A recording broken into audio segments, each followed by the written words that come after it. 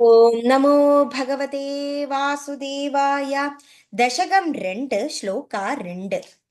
കേയൂര അംഗദ കങ്കണ ഉത്തമ മഹാരത്ന അങ്കുലീയാംഗീത ശ്രീമദ് ബാഹു ചതുഷ്ക സംഗത ഗദാ ശംഖാരി പങ്കേരുഹാം കാഞ്ചിത് കാഞ്ചന കാഞ്ചിലാഞ്ചിതല സത്പീതാംബരാലംബിനീം ആലംബേ വിമലാംബുജദ്യുതിപദാമൂർത്തിം തവ ആർത്തിച്ഛിതം. കേയൂര ഭഗവാന്റെ തോൾഭാഗം, അംഗദ തോൾ വളകൾ, കങ്കണ കൈവളകൾ, ഉത്തമ ശ്രേഷ്ഠമായത്, മഹാരത്ന വിലയേറിയ രത്നത്തോട് കൂടിയത്, അങ്കുലീയം വിരലുകൾ, അങ്കിതം മോതിരങ്ങൾ, ശ്രീമദ് ബാഹു ഭഗവാന്റെ കൈകൾ, ചതുഷ്ക 4 കൈകളുള്ള ഭഗവാൻ, സംഗത സുദർശന ചക്രം, ഗദാസംഖാരി ഗദയും ശംഖും, പങ്കേരുകാം താമരപ്പൂവ്, കാഞ്ചിത് പൊന്നു കൊണ്ടുള്ളത്, കാഞ്ചന സ്വർണമയമായത്, കാഞ്ചി അരഞ്ഞാണം, ലാഞ്ചിതലസത് ഒഴുകി അനങ്ങുന്ന അരക്കെട്ട്, പീതാം മഞ്ഞ നിറത്തിലുള്ളത്, അമ്പരാലംബിനീം പട്ടുടയാട ചാർത്തി ഇരിക്കുന്നത്, ആലംബേ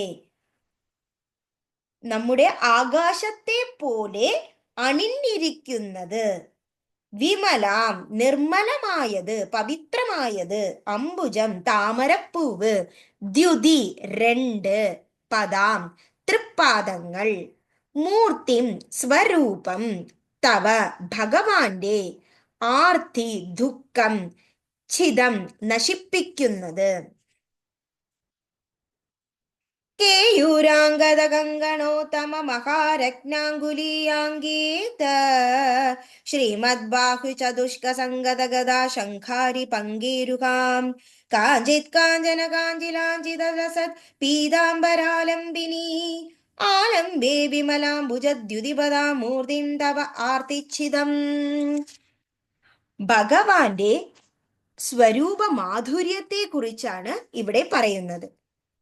ഭഗവാന്റെ തോളിൽ കൈകൾ എന്ന സ്ഥലത്ത് ഒരുപാട് രത്നങ്ങൾ ചേർത്തിട്ടുള്ള വളകൾ അണിഞ്ഞിരിക്കുന്നു.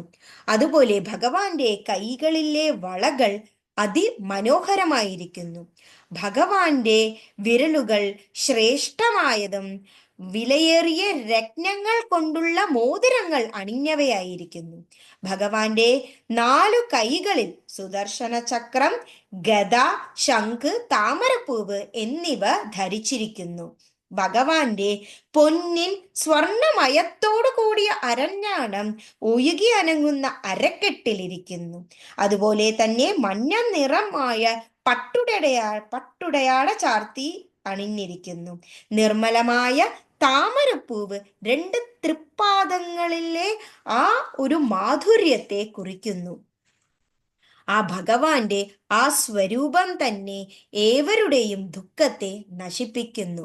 ആ ഒരു ഭഗവത് സ്വരൂപം നമ്മുടെ ഗുരുവായൂരിലെ ആ ഗുരുവായൂരപ്പന്റെ ആ ദർശനം കൊണ്ട് ഒന്നു മാത്രം നമ്മൾക്ക് സുഹൃതിയും സംതൃപ്തിയും ലഭിക്കുന്നതാണ്. ഇവിടെ ഭഗവാന്റെ ഭഗവത് സ്വരൂപ മാധുര്യത്തെ കുറിച്ചാണ് പരാമർശിക്കുന്നത്.